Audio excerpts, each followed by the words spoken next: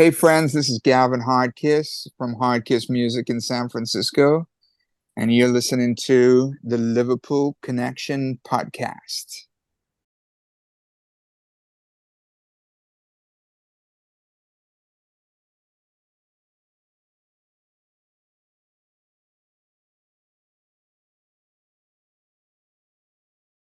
Hi, everyone, and welcome to the Liverpool Connection podcast. I'm your host, Daz. This is my football and music episode where I bring somebody on who likes football and music. Whether they still like football, that's up to them. But obviously, they still love music.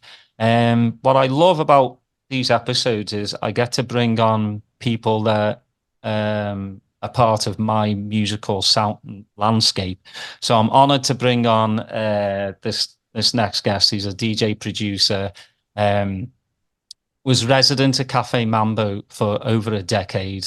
He is now musical director at Hostel La Torre in Ibiza. I'm very happy to welcome Pete Gooding to the show. I cannot wait to get into all of this. And I didn't even know you were a Brummie, to be honest, Pete. Yeah, I don't have much of an accent. I've not been there. I probably get there once a year, if that. But yeah, I kind of lived. I've lived here on and off all my life. I lived in London for 10 years, so I kind of, I lost my accent. Like, my dad is actually from Rednall. Okay. Yeah, and he doesn't have much of a. I kind of think I've heard the name. My dad. Yeah, Rednall. I'm not sure. It's a part of Birmingham. Okay. It's actually where Ozzy Osbourne was born. Okay, yeah, I'm not. It's weird because like my dad and Ozzy just sound so different, and I'm like, and he's like, yeah, we went to the same school and everything, and I was like, you do not sound like you're a Brummie. Yeah, but. He spent most of his time like in Liverpool and Kendal, so yeah, right. That's his side. And then my mum was born in Burnley, so and then you've got me. So I had my mum Burnley accent. My dad has a bit of a cross between a little bit of Birmingham and then a little bit of like Liverpool, and then me. So yeah, we're a cross between. I know you as you just alluded to, like before we came on, you were a football fan. So let's go back in Pete's little childhood. Obviously Birmingham City for you. How did all that start? Was it your family who were City fans? Yeah, I think my granddad Frank was a Birmingham fan. I'm sure he wanted to live to see them come back into the Premiership. I don't think that happened, unfortunately. I think my dad was a Birmingham fan, not in any serious way, I don't think. And I was born in a time, in the 70s where you supported a local team, not a glamorous team that was doing well. You supported a local team. Now you get foreigners that support Man United. I've never been to England, or whichever team, So yeah, Birmingham. There were two teams that were more sort of prominent. It was Villa and Birmingham, and I think I preferred the colour of the Birmingham kit, blues. And my stepdad, John, when I was young, used to take me to see Birmingham. So I've got those sort of memories of the smell of Bovril, and it was great. I enjoyed it. I always used to buy the Birmingham kits. I used to collect the football stickers like every kid did in that era. So yeah, I never really enjoyed playing football though. I don't know. Like I always thought I enjoyed playing rugby, but rugby bored me to watch. But football was fun to watch, and I never really enjoyed playing it that much. But yeah, that's kind of was the earliest memories, and I guess people like Trevor Francis and Archie Gemmell were playing at that time. That's when they were players. So it was quite, it was a while ago. It was sort of 40 plus years ago. And did you go to the matches when you? Yeah, we were at Andrews. Yeah, because I was brought up in Solihull, and so yeah, it was close. Yeah, it's always nice, like, when you start going with family, because my granddad took me, 76 when I was 6. So I was a bit too young to really, understand what was going on. But, it's funny that you say, the smell of Bovril. Well, for me, it was the smell of urine that was very intoxicating on the cop at the time, because everybody did the whole newspaper thing, which is, very bizarre. Well, these days, I don't know what that is, to be honest. Huh? I don't know what that is. What is that? You roll up a newspaper and piss through it. Oh, what, and then throw it? Yeah, well, that, and so you didn't have to go miss any of the match. Yeah, that's what. Oh, okay. Yeah, that's what a lot of people kind of did back then. Oh my God! So, I mean, I'd rather smell Bovril. Yeah, also, I think probably something that put me off football. I remember my dad took me to see a West Ham. I think it was West Ham and Birmingham, and there was a lot of violence. And I was young, and I remember they were throwing darts into the Birmingham where we were, and I just, that was obviously very, very scary as a child. I remember my stepdad just rushing us out of there. And I guess around that time, I remember at school, like, I wasn't that interested in fighting. I liked girls and music. That looked much more fun. And being in fights, I just thought, what's the point? You get hurt, you smash your face up. I didn't see the allure. And it seemed that all the people that liked that were into football. So I very quickly distanced myself from, just didn't seem like my kind of thing or my kind of environment I was sort of excited by. I know some people love that, but I just didn't, that wasn't my thing. So I kind of grew up, I was quite good at rugby. So I got more and more into that.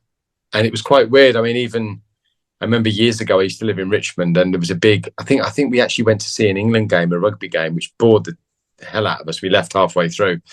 But you could go to a pub on the river, hundreds of people, no trouble. If that was football, would have been a riot. And I thought, well, this is better. This is like, this is like more fun, Yeah, well, it was just crazy back then.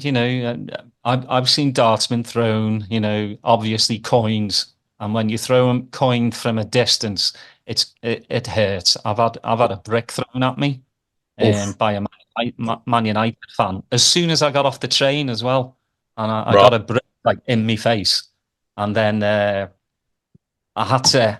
I watched the game. I came home, and then my dad literally sat me down and was like, "Is this what you want?" I was like, "Well, not really. I don't want a brick in my face." But he's like, "Well, you're hanging out with the wrong crowd then." He's like, "I know you love Liverpool, but it's basically who you hang out with." So he kind of straightened me up a bit, and then obviously I'm kind of, I've got my football part of me, but obviously the music part. But again, when you're a teenager, chasing girls all the time, you don't have time for a scrap. No, I there was quite a lot of fighting. I remember when I was growing up. I didn't go to a particularly, it wasn't like a school in the Bronx, for example, but it was it wasn't a nice school. It was a bit, there was a lot of fighting, and there'll be people waiting at the gates, and people will be fighting. There's lots of fights in the area around there. I never got it. I thought, I just didn't understand at all why was that fun. I just didn't get it. So yeah, I just lumped football with that kind of environment, I think, at some point, and thought, yeah, that's not my thing. But I've enjoyed.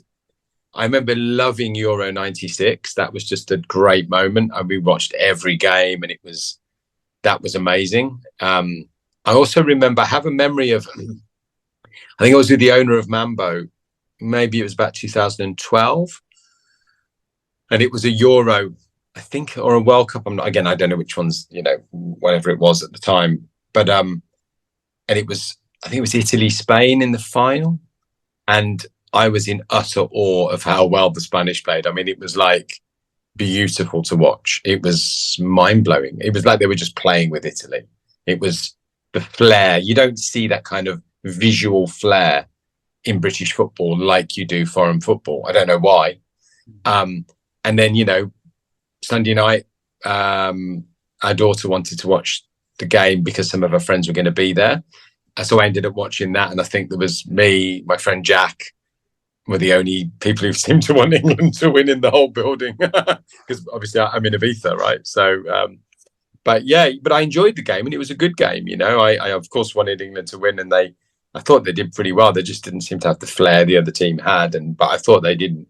They did definitely try hard and scored a great goal.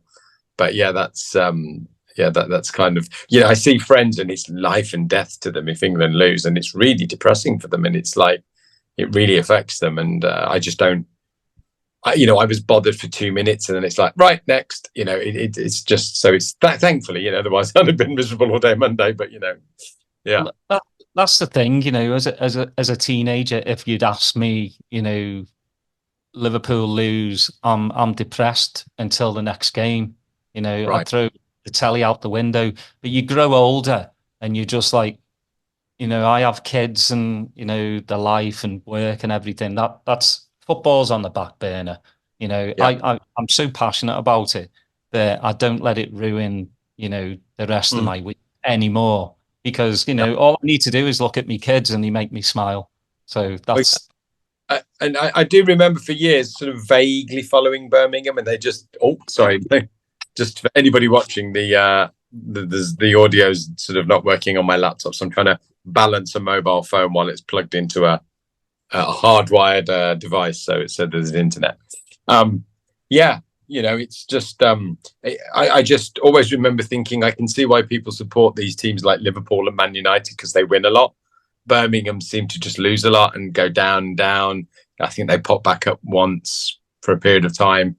But I guess if you don't have the budgets by being in the Premiership, you can't buy the players. It's a bit of a catch-22, I guess. I don't know much about it. I may be the person who knows the least about football that you'll ever talk to. But well, it's crazy. Like, I was actually looking up the stats today, and Liverpool have won against Birmingham. We've won 59, but we've also lost 29 and drawn 28. And it's crazy because I think we got our worst loss in a league game against Birmingham when you beat us 9-1, and that was in 1954. And then we beat you lot 7-0 in 2006 in the FA Cup. I've forgotten what round it was. They're like school games. Oh yeah. I mean, you never heard of kind of those score lines anymore. But I used to love watching us play Birmingham. But like, I can't believe we've not played Birmingham. The last time we played was 2011, which is mad because Birmingham were in the Premier League. We're in Division 1 when it was Division. Some people won't even know what Division 1 is. It's all about the Premier League now. But yeah, it's just crazy to think that you're in League 1 at the moment, and that's only the third time you've ever been in League 1, which is kind of sad. So I hope you bounce back up, get back in the Championship, and we'll see. But it's funny. I feel like you remember dates around football games, like I remember the year's records were released and the label they're on and who made them and all that.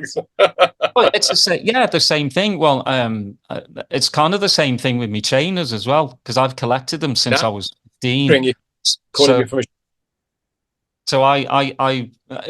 It's music and me trainers that I know what year, and then I go, okay, that happened that year, this happened that year. Yeah, it's crazy how.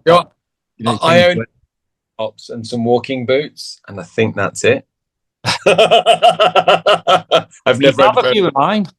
I've not owned a pair of trainers since I was at school, I don't think. Well, you don't need them in Ibiza, do you? No. Exactly, it's too warm. Yeah. So, we've done the football thing. Obviously, you don't watch too much of it anymore. The musical thing, your musical roots, where did they all start? What was playing in your house at an early age? I don't recall there was ever music playing in the house. Wow. Ever. I remember music in the car. Mm-hmm. I recall my dad really being into ELO, Pink Floyd, maybe a bit later on Phil Collins, other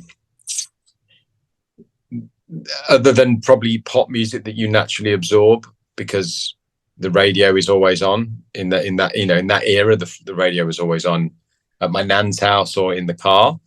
That's probably. I mean, my first memory of hearing a record, I think, is ABBA, Dancing Queen, on the way to a holiday with my grandparents, probably in the 70s. I'm sure it's not the first record I ever heard, but it's, I think, the first one I seem to have a memory attached to. But yeah, Pink Floyd, ELO, big, especially ELO, actually, a big memory of that is my childhood. And bizarrely, I actually met all of them at my friend Sally's house. I think it was her birthday, and her dad was friends with them, and they all came, and they all just looked super cool in like black, like the traditional rockers, long hair. It was like pretty cool, I think. I mean, I was a kid at the time, but it was quite cool. Sunglasses on inside the house. Yeah, exactly. That's when you know you're cool. Yeah. But I heard your sister was a big influence as well. Didn't she give you like your first like electronic album? I think I bought a Nick Kershaw album on a tape. Well, in fact, maybe my mum bought it for me. I had a little tape player that was like this big, and I had a Nick Kershaw album, which I still have actually. It was called The Riddle. I think it was the album. And I remember liking that. And I bought, I think, a Bon Jovi album, and I really like bands like Leopard. Sorry. Of course, we're on my phone, and somebody called me on WhatsApp. So I really like Def Leppard for a period of time, and then I heard the House Sound of Chicago Volume 1, which was a compilation Pete Tong put together in, I think, 1986. That's when I really obsessed about music. You know, I think Mr. Fingers, Can You Feel It, and Music is the Key, Marshall Jefferson, and then I can't remember the names of all of them now if they spring to mind. But yeah, that was the thing that really excited me. And so that was, again, in my bedroom, probably listening on a cassette tape on a MIDI hi-fi system.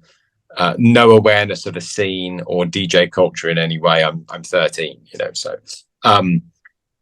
that was the introduction to first hearing it for me.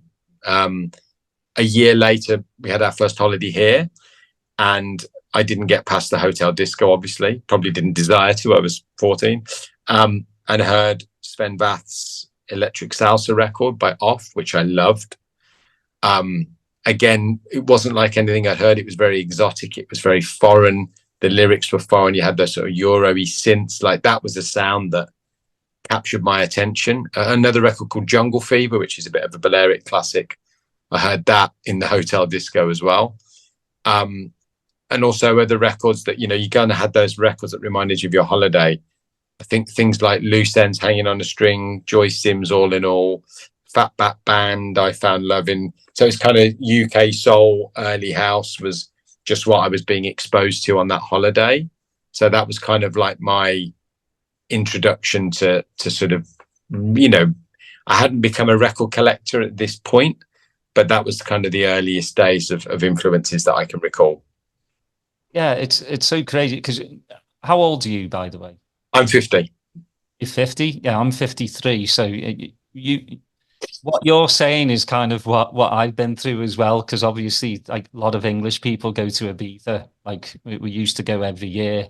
So, you know, and then all the discos were usually down in the basement quite a few times. I remember that. And then you just, you know, go through there and they'd be playing constantly. And then you just go through there and then off to the pool.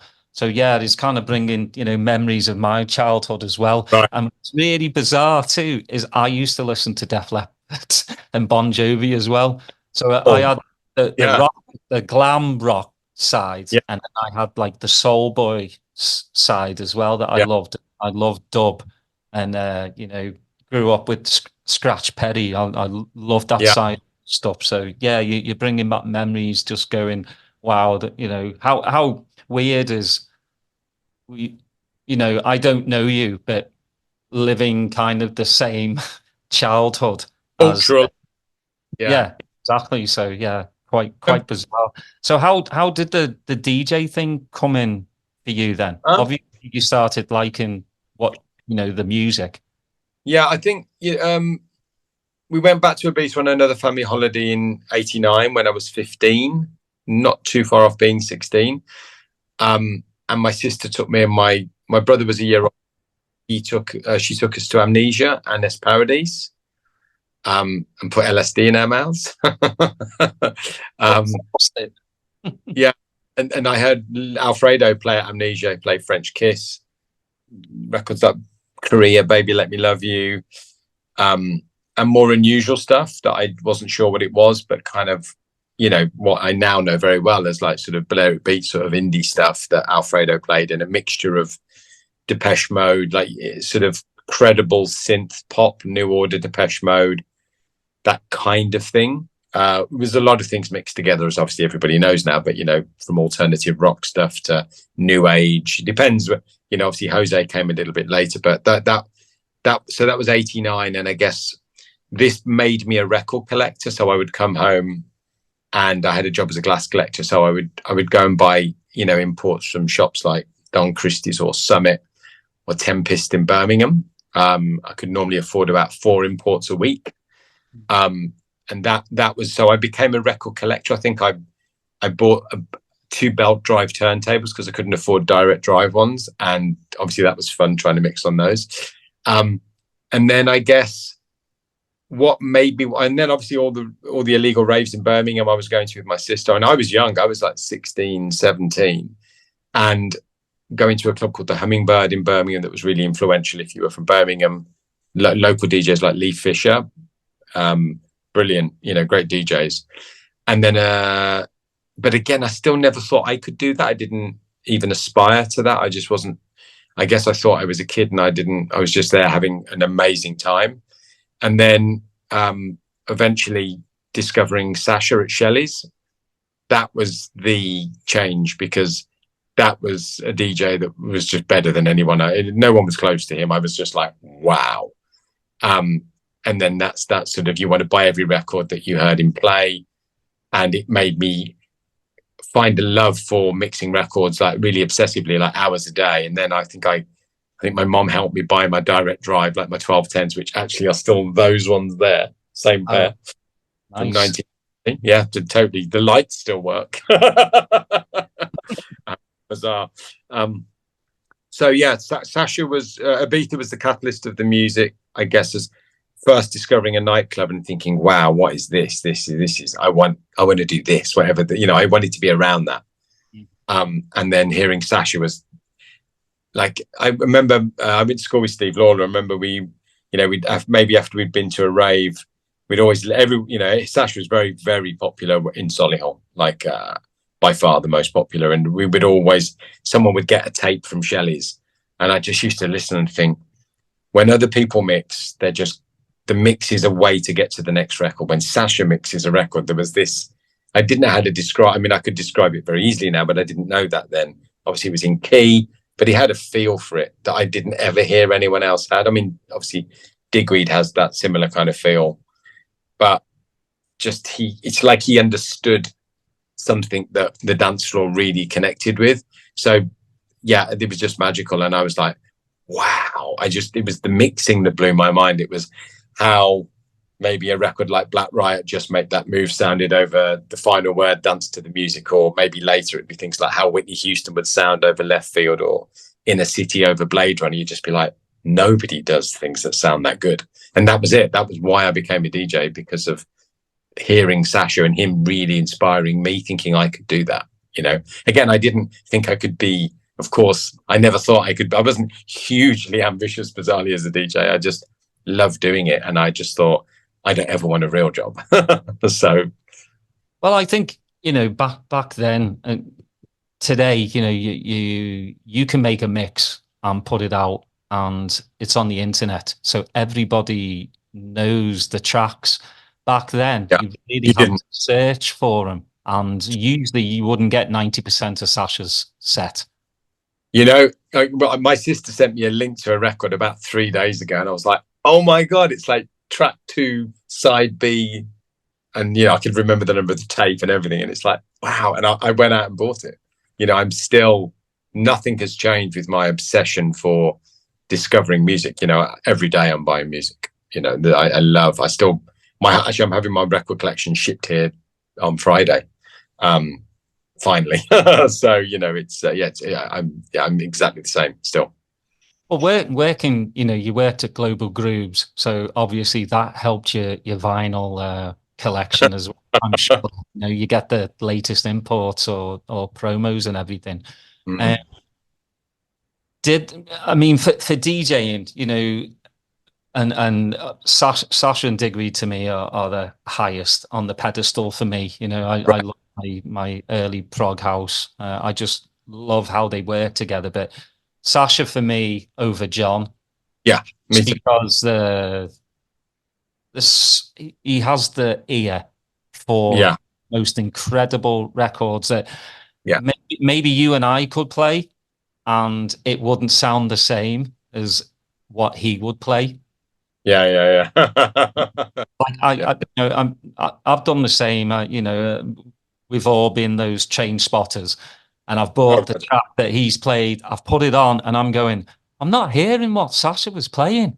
This is the same record, and I'm not hearing what came out of that sound system he was playing on. So what am I doing wrong?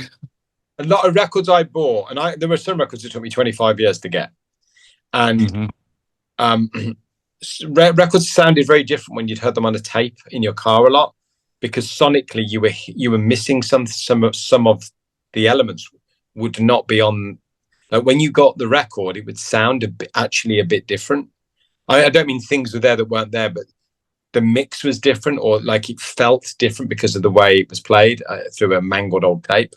But yeah, you know, like very, very special. I've not really had many DJs that have been have really inspired me. I mean, I've obviously heard everybody over the years, but it's only a handful of people. Like I think Alfredo, then Sasha, Ramplin, Weatherall, Longarnier, Luciano much later on as well.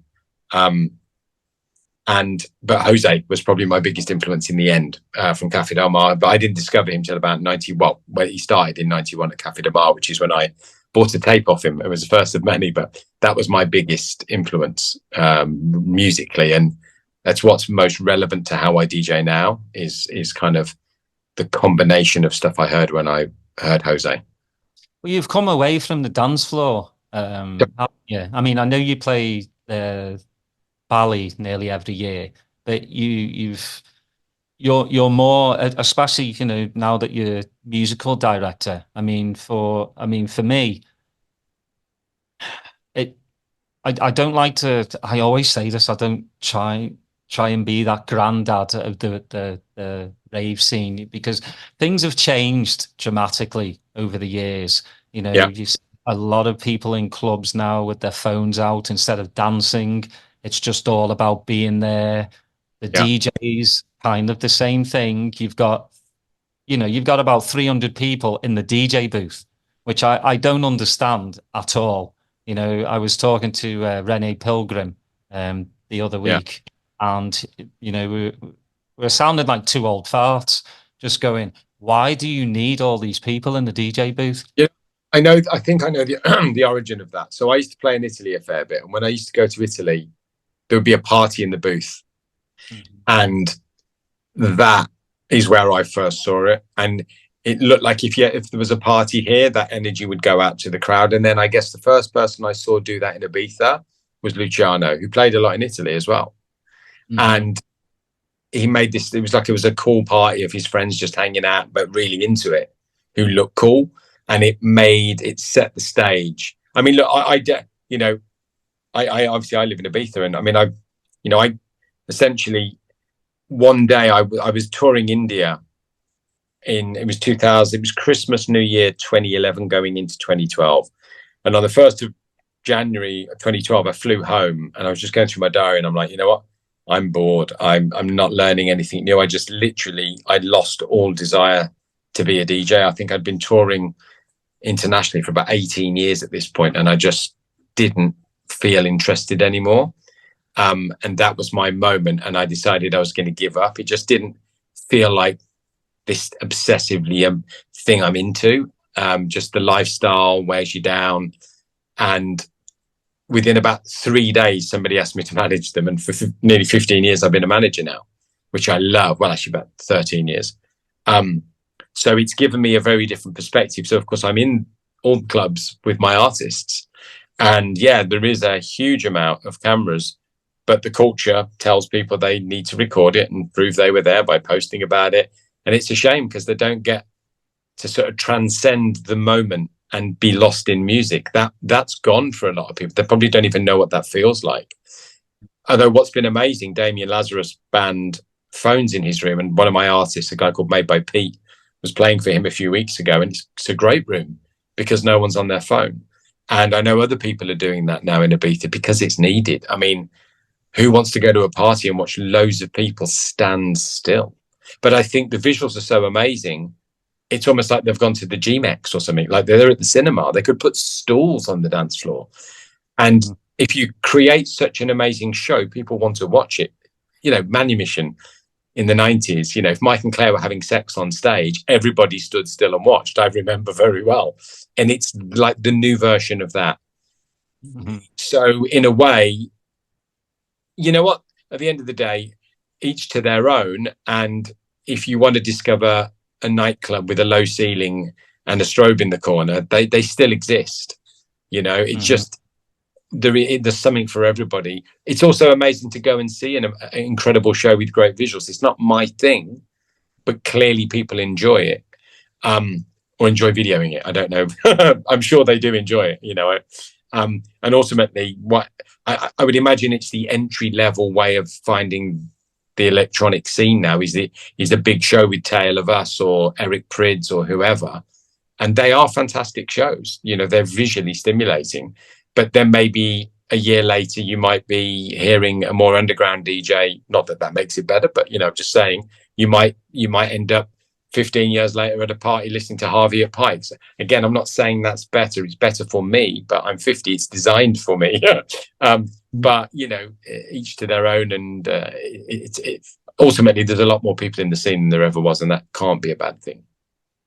Yeah, I just can't, you know, just DJ wise though, I couldn't imagine looking out and all I'm seeing back is people on their phones. It just wouldn't get me like excited because I'm like, I'm here to make you dance, but you're just videotaping me. I would feel like I had failed. Yeah. If that way, see, I mean, I don't enjoy, I haven't played well, I haven't played to a dance floor for years, and I did me and Dave Seaman did the 30th anniversary of Manumission at Pikes in May, and I loved it. And then Dave twisted my arm and asked me to do a party with him at Acacia, which is a club very close to my house in the north of Ibiza in San Carlos. So I played with Dave and Steve Parry, a local boy from you, in just 2 weeks ago, and I actually really enjoyed it. But generally, that's not. I love playing Sunset, or I like to be able to play somewhere where there's no restriction. You know, I enjoy playing at Pikes as well, where you can play, you know, from Brazilian jazz to Afrobeat to ambient to weird new age stuff to anything you want. And again, I don't play 20 minutes of this and like I play all over the place. I mean, it makes no sense, but I enjoy it. And I like to be able to play with total freedom musically. For me, once you've got people dancing, you're a bit stuck because then you've got to keep them. And then that means you can't take chances and you've got to keep the tempo relatively similar. And that bores me. I switch off, to be honest. I always did to a degree. So yeah, I you know, being a more alternative and eclectic has always been my thing since hearing Alfredo and Jose. You know, hearing Alfredo in the late 80s and you know, and other DJs in the early 90s in Ibiza, they would play those down tempo records, those unusual records in the club. They weren't chill out records back then. They were like those down tempo, you know, records like Voice of Africa, Humba Humba. I always remember hearing that in Amnesia at the end of the night. That didn't clear the floor. It made everybody go crazy. It wasn't. I miss that level of eclecticism. I think it was, you know, if you go to a night that plays Afro House, you'll hear Afro House all night. If you go to a techno night, that's what you'll hear all night. And because because I manage artists, it's very hard to market someone who isn't definable by what they do. If you, for example, I've managed a few South African artists, so the perception is they play Afro House, they make Afro House, they play Afro House, they're an Afro House DJ. They play at those events. That's largely how the scene works. There are these subgenres and they're quite locked in their lane. And of course, there's always people who defy that and have always done that. Garnier's a genius at that, always has been. But yeah, generally it's quite set in its ways. So that bores me. And I don't like functional club music. It bores me generally. I mean, there are great records I do love, and I'm in clubs a lot, maybe 12 times a month with my artists here during the summer anyway. And I hear great records everywhere. I love just, there's a lot of, it's a lot of the the whole scene's quite samey. You get a great idea. Somebody has a great idea, and everybody makes derivatives of that idea because a lot of people, lack that confidence to do what resonates with them. Sometimes when you're trying to be successful, it's easy to look at what's working and go, I'll do something like that. But then you're really only a derivative of what existed before, and it doesn't really add any value to the culture or anything else. I mean, I'm sure some good records are made that way. I don't doubt that. But, I just think a bit more individuality would be a good thing, I think, to be honest. Yeah, too many people are kind of stuck in the way. I mean, that's why I think a lot of DJs DJ like Pikes, because it's too kind of an older crowd who will let the DJ do what they want and they'll go with it. While a lot of the mainstream clubs, high Ibiza, it's like you just said, it's the same. It's a great club. I mean, it's fantastic sound. It's run so well as well. Like the experience of how well that club's run is insane. I mean, Ibiza is very good at that. Pasha's run well. Ushuaia, these clubs are run beautifully. It's just, they are aimed at the younger audience, and they want the big show and the big DJ. And that, I don't think it's wrong. I just think there is there's choice of everything here. And that is the wonderful thing. Ibiza's never lost that, actually. I don't necessarily think Ibiza was better in '89. There's great things now, so I'm kind of I'm still optimistic about being able to hear great music here. Well, for me too, I think the art of mixing longer has been lost as well. A lot of DJs play 2-3 minutes of a track and it's in and out. I think that's one of the main reasons I really like Sasha as well. He will keep 2 records playing together for 10 minutes, and it would sound like a third track. Yeah, Luciano did that. He would always run like this loop under his whole set. I used to really study how he used to play it, just to have this foundation and then drop everything on top of it. And incredible. When did Cafe Mambo come into your life? Because obviously, you've been there before, and it's got spectacular view. When you start, So we discovered Cafe Mambo in 1989. Before Jose played there, he hadn't started at that point. It was kind of the place you went. It was like a hangout. And then I discovered Jose in 91, and I was just amazing watching him play, hanging out afterwards and hearing those very beautiful deep house records like Paper Moon, 51 Days, or Nova Nova, DJ GG, all these incredible records I remember very, very clearly. It was magical to me. But the queue at the bar was huge. And I think Lawler literally said, there's this bar next door that's just opened. There's no one in there. We could easily get a drink there and then come back here. And because it was so slow to get a drink, we just all popped over to Mambo, and all the big DJs were in there. We were like, oh my God, look, literally everybody was in there.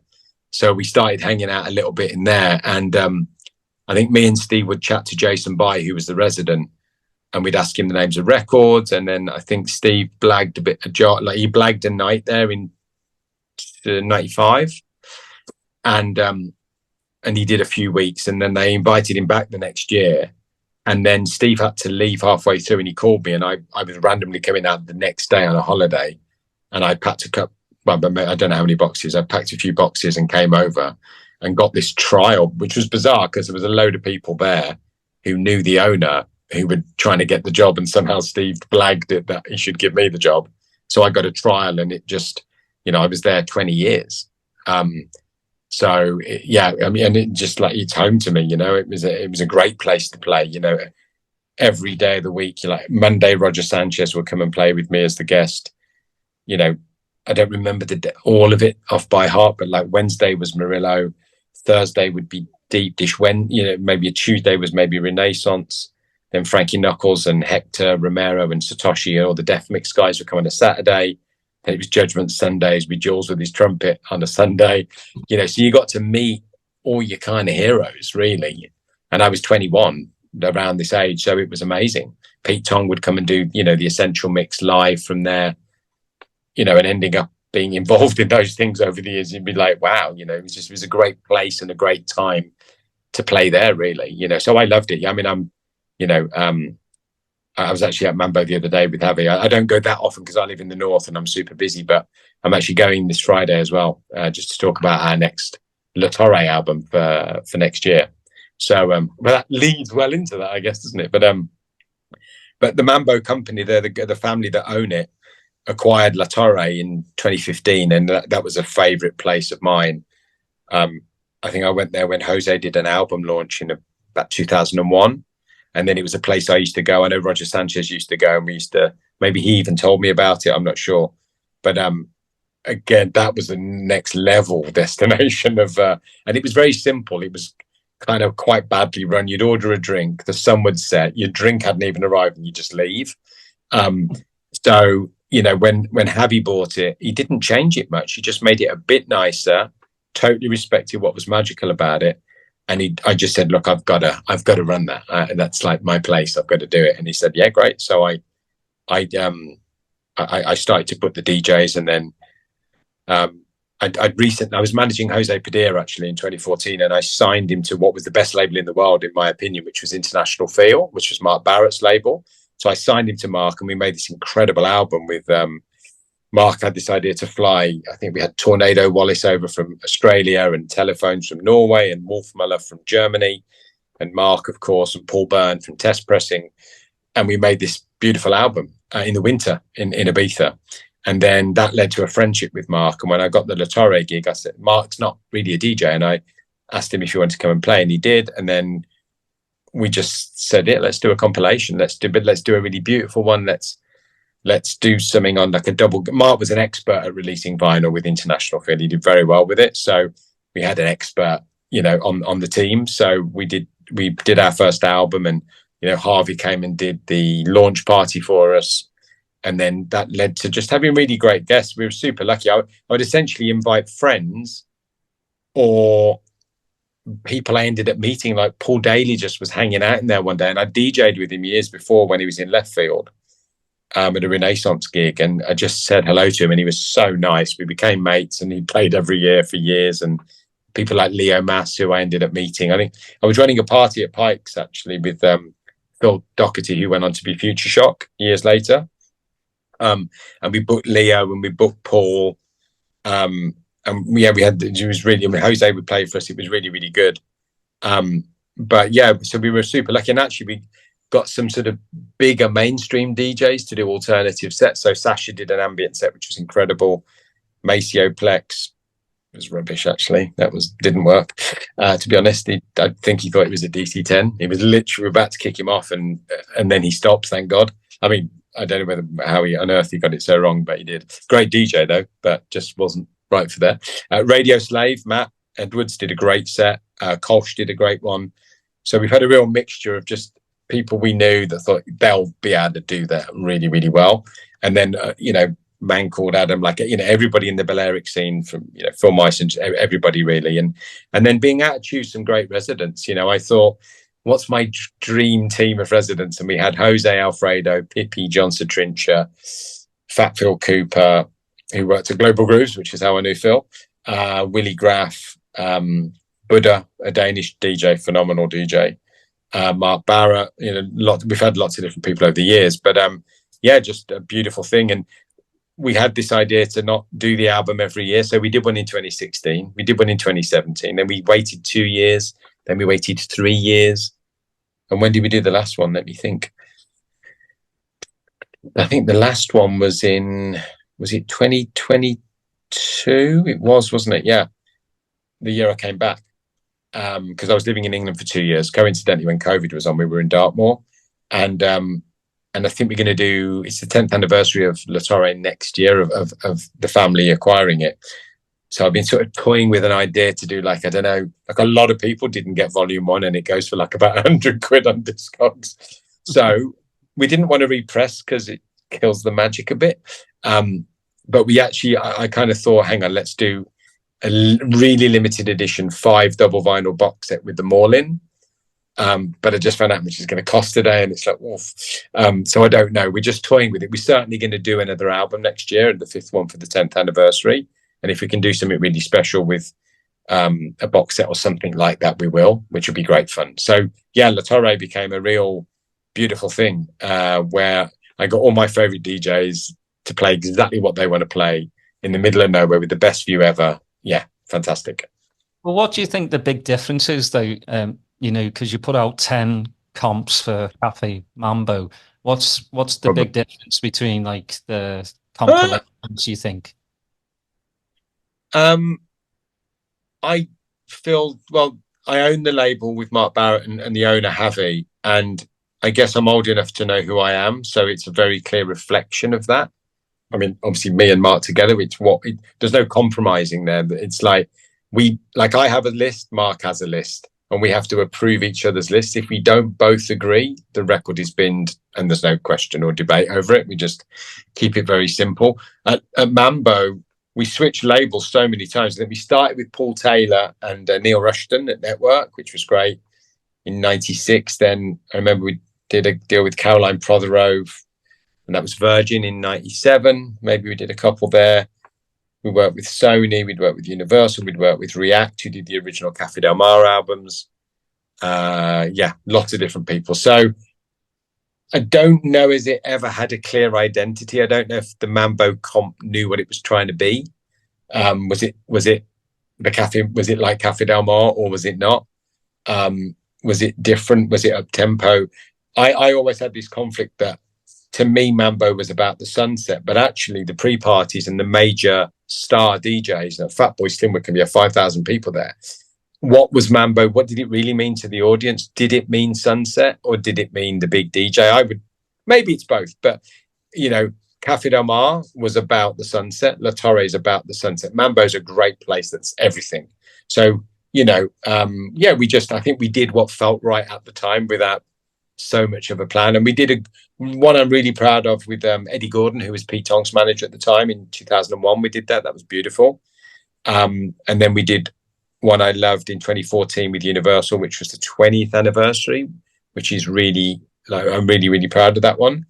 I pulled a lot of records. I didn't use it to try and look cool and pull records that were cooler than the ones I really played. That was Pavarotti and all the records I played a lot. So that feels like Mambo to me.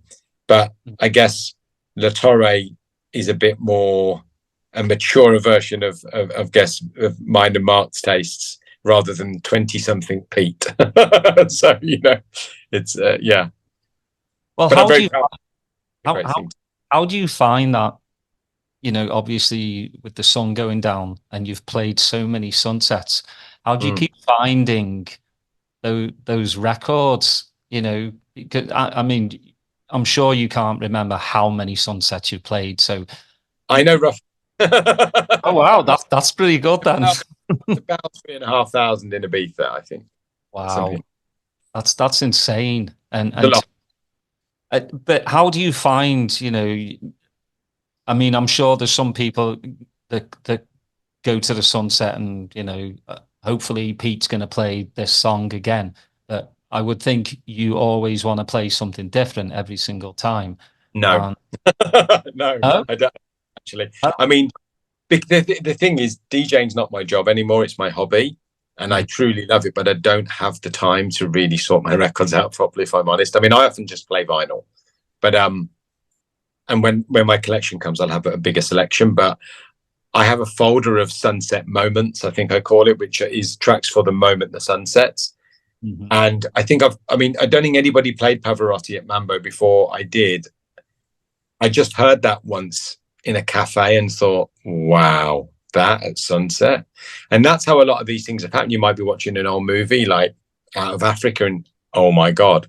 Or very openly admit, I'm always influenced by other DJs. You know, I'm so many of the records I've played a lot of my life at Mambo, I didn't even know Jose played them. But I think they were in the culture, and that is where they came from. I know that now, but all the great DJs I've heard over the years, and maybe I hear a great record that person plays. I mean, Leo Mas, my God, he's just that guy. His record collection's insane. But I heard a lot. When I managed Jose, he played me a lot of records. When I've had Leo many times, Paul Daly, all of them. I pick up 2 records from them, 1 from them. It's just a never-ending thing. I go through movie soundtracks. I enjoy looking for records, and I had a record shop in Birmingham as well called Vinyl Matters after I worked in Global Grooves. But I'm just obsessed. I look on blogs, I buy records. I'm on Bandcamp. I bought 30 records last night, and vinyl as well. I'm just an enthusiast. I talk to friends about music, and have you heard that? Have you heard this? Or I listen to, me and Mark started the Worldwide Ibiza show on Worldwide FM, Giles Peterson station. I think we filled in for Giles as part of the promo for the second comp because he was a fan of the comps and he was a big fan of Mark. And we filled in and it went well. So we started doing a show, and then during lockdown, we ended up, before COVID even happened, we moved back to Ibiza for more alternative schooling for our daughter. And I'd heard of Luke Una, actually, obviously, but I didn't know much about him, if I'm honest. I really didn't. I heard his radio show. It was the first time I'd really noticed him. I'd heard of the Unabombers, but it didn't mean anything to me. I didn't know what it was. I just knew that I'd heard the name. And wow. Wow. Luke would be a new favorite DJ. I love his taste. His taste is like my taste. I love nearly everything he plays. Also, Antal from Rush Hour, I had the same with him. Wow. And I love Paul Byrne's show from Test Pressing. Paul seems to just love really weird, trippy electronica, which I'm massively into as well. So, I listen to a lot of people's shows. I often used to listen to Chris Coco's show quite a lot, but just talking to people about music. I discover records in my own collection, to be perfectly honest. So, it's one of those things that I'm just always looking for music. But I don't I repeatedly play the same stuff, to be honest. I've never planned a DJ set in fact, I planned one DJ set in my life. I did the first, what was it called? Ibiza Classics Pete Tong tour when was that? 2016. And because there were such big shows and I wasn't used to big shows because I wasn't a DJ professionally at that point, I did prepare those because it was 20,000 people. I didn't want to get it wrong. But generally I go to a gig with a box of records I love. I don't use record box, I just shove records in a folder. I get them, panic and think, what the fuck am I going to play next? And normally every gig, I don't want anyone to talk to me. I'm trying to work out what the hell I'm playing next. I have no plan, no agenda. And generally every DJ set is a frantic panic. And when I'm looking at the sunset, the way it looks, the way the sky looks, puts me in a mood. And then something that resonates with that mood is something I reach for. If it's like one of those textbook perfect sunsets, no clouds, there are certain records, like I mentioned, Out of Africa or Vangelis stuff, Morricone stuff. If the sky is moodier, I'll play moodier because I'll feel that way. So, but there was a strong level of repetition in Morricone, Vangelis. What's his name? Oh God, Thomas? What's his name? The composer. That's bizarre. I've forgotten his name. Who did the soundtrack to? Can come back to me. Thomas Newman, of course. Sorry. Yeah, there you go. Thomas Newman. I generally heavily go to those guys a lot because they just made so many great records that sound phenomenal. But I like a lot of, I play a lot of new music all the time as well. So it's always a mixture of stuff. But I do have definitely 20 or 30 real big favorites that I do kind of call on quite a lot because also, I'm definitely DJing for myself, very selfish. I want people to enjoy it, but not at the cost of me not enjoying it because it's valuable to me. It's precious. So I want to play what I want to play. So I hope obviously people like it, but if there's a record I know they'll love that I also love, I'll often go, yeah, because for years at Mambo, people would come up crying. You'd made their night. It's just a lovely thing, That happened to me when I heard Jose, or any DJ that inspired me, and I love to give people a memorable time. And so, playing great records just seems like part of that. Well, it's refreshing to actually hear a DJ say they just play on the fly, because most DJs will get their sets ready a week or two before, or while they're on the plane going to a gig, they've got the laptop out and they're creating basically a playlist. I genuinely have no bleeding idea. And look, I know my favorite DJs don't do it that way. I know I can hear the prep, but I also know, because there's obviously lots of them are friends now, and I know great DJs often put a lot of preparation like a band do, but I don't know why. Maybe I'm lazy. I hear a record once and I do remember it though. I remember the name of everything.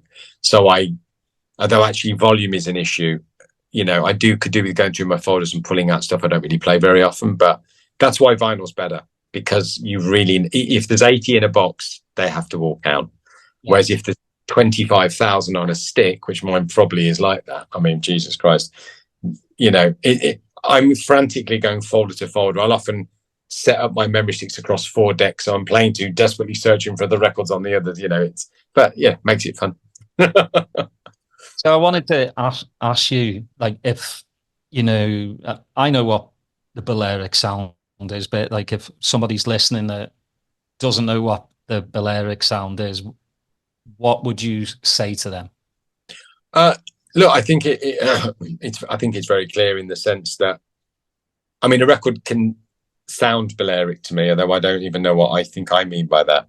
But it's the mixture of genres. It's essentially, it's a very glamorous way of saying open format. But, from talking to Jose over the years a lot about that exact question, I always remember I was at Jose's house when I was managing him, and he played me a Leo Sayer record called Easy to Love, which I'd never heard before. And he said, "Do you think this is Balearic?" And I said, "It is if you play it." I didn't see a better classification than that, but it's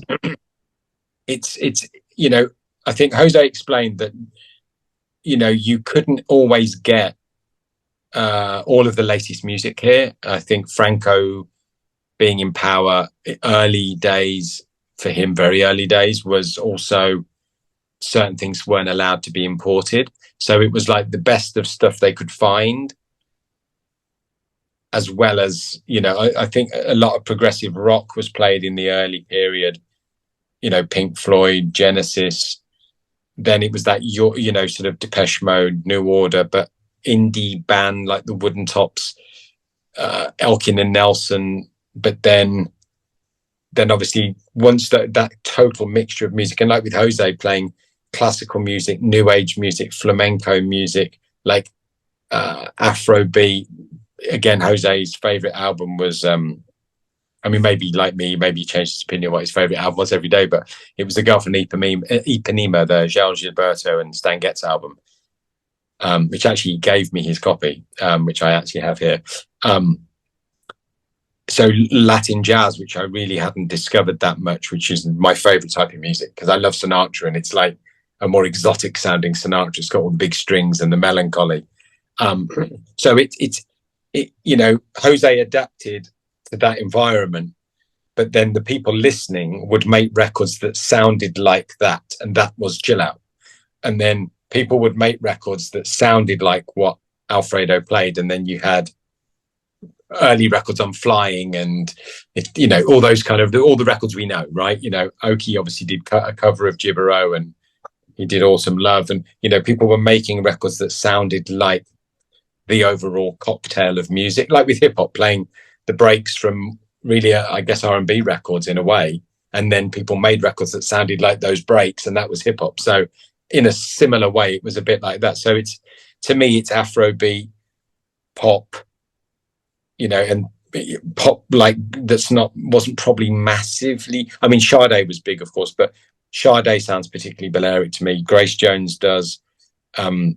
certain police records do. Like, it just, some records you play them and you're like I remember Alfredo used to play Captain Sensible. I think They Think It's All Over. I don't know why that sounds Balearic, but it does.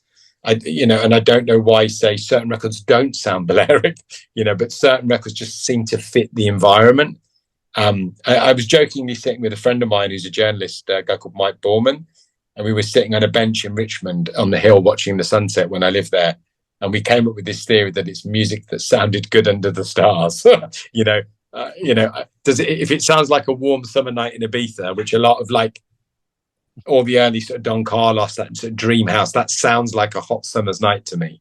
I don't know why, but it does. So anything that makes me feel that way feels Balearic to me. But it's just a total mixture, a jumble. I mean, that's what my sets sound like. If you go to Mixcloud, they are a total jumble. It might be 2 or 3 house records together, then a totally different shift of pace. But I'm just like, I want to hear that now. Great. And I just play like that. But, Jose's tapes were like that, and they were a massive influence. I used to buy a lot of his tapes, and when I managed him, I digitized all the tapes because he still had them. And, just they were all over the place. And the mixing was terrible. And I remember recreating one of them perfectly, and it lost all the character. Like, they sounded better like that. I don't know why. They just did. I remember Norman J said to me at Mambo years ago when I got to know him, a great DJ, and who's also a big influence actually as well.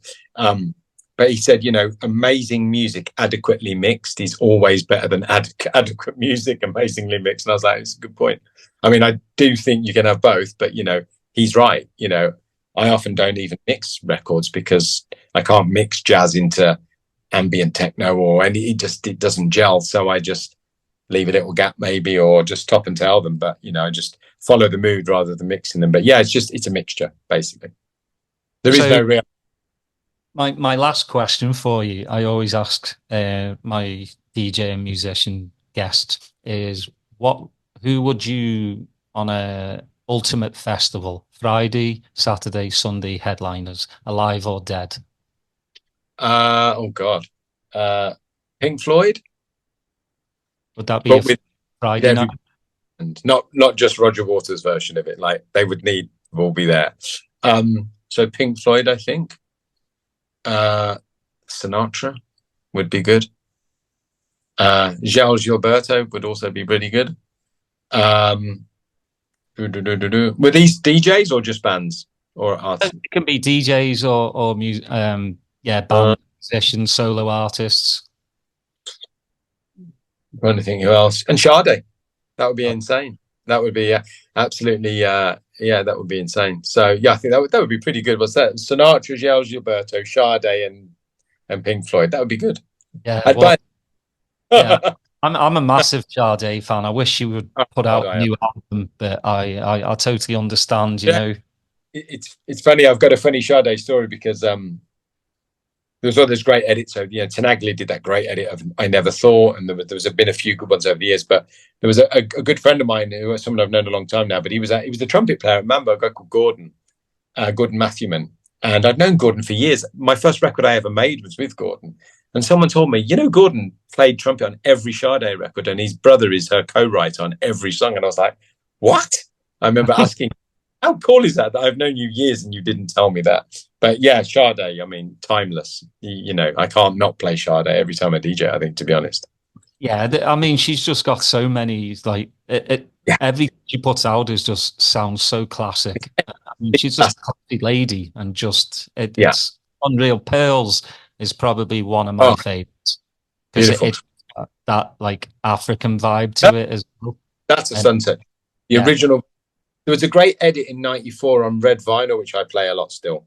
And there was a very good edit by someone, I can't remember their name, about 10 years ago, maybe a little longer, very good still. But the original of that is, Paradise is probably my favorite. That's like my summer holiday record from 1988, which was, I think, in Mallorca, not Ibiza. But yeah, no, I love Sade. I mean, it's pop, it's catchy, but it doesn't sound like they're trying at all. It's cool. Yeah, it's amazing. I saw, as you know, I'm over in America. I've been over there for 30 years now. Wow. Where are you exactly? Austin, Texas. Because I lived in Los Angeles for a bit in West Hollywood for a bit. Yeah, so it's kind of the same weather as Spain. It might be even hotter here. Wow. It's just very humid. But I used to live in Savannah, Georgia, which is only about 4 hours away from Orlando. And Sasha came over to Orlando and played at Oz at the Beecham Theatre. And his last track was a remix of Pearls to end the night. And Jesus Christ, I wept. I literally remember, because it was his first or second time coming over to America, and the prog scene in Orlando was, really good anyway. Dave Canalti and Kimball Collins was right. The English prog scene, but Sasha just dropped that. I just melted. I was just like, Jesus Christ, I want to be like this man. I want all his. He just is. I'm just a huge fan. My little girl is named Sasha, and I love the name, but it's partly because of Sasha. I just love his music, and it's just. I used to play a lot, but I have 4 kids, so it's tough, and plus, like, I don't want to be out at 2 o'clock in the morning anymore. I'm not a young fella. I get first when I have to go out with my artists, I definitely have like a disco nap first.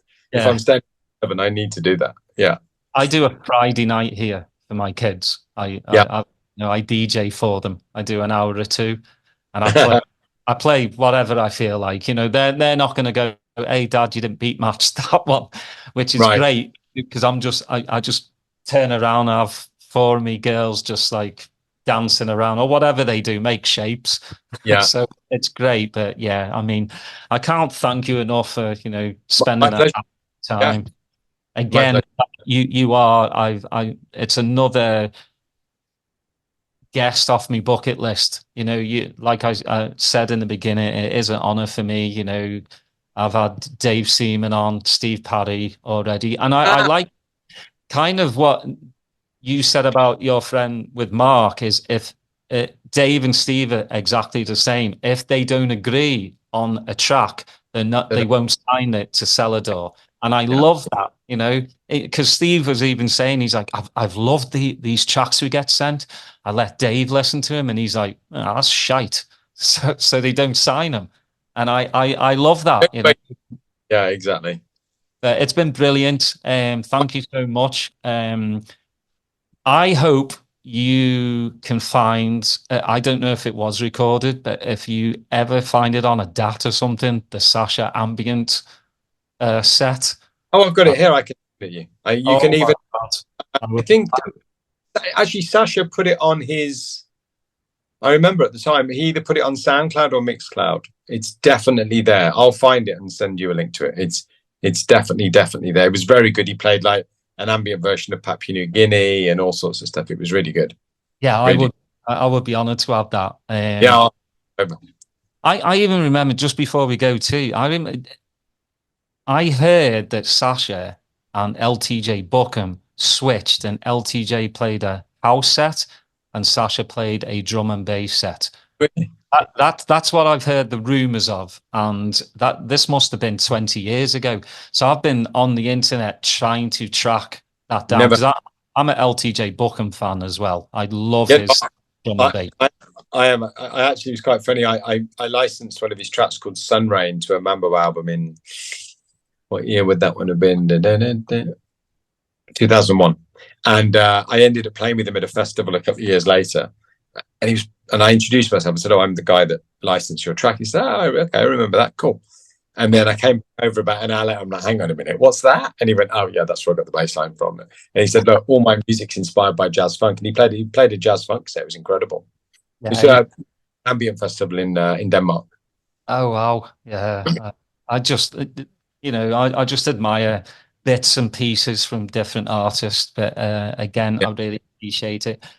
Thank you everyone for listening. Please like, subscribe, put your notifications on, and I will put a link to Hostel La Torre so you can go check out Pete's, where Peter's musical director.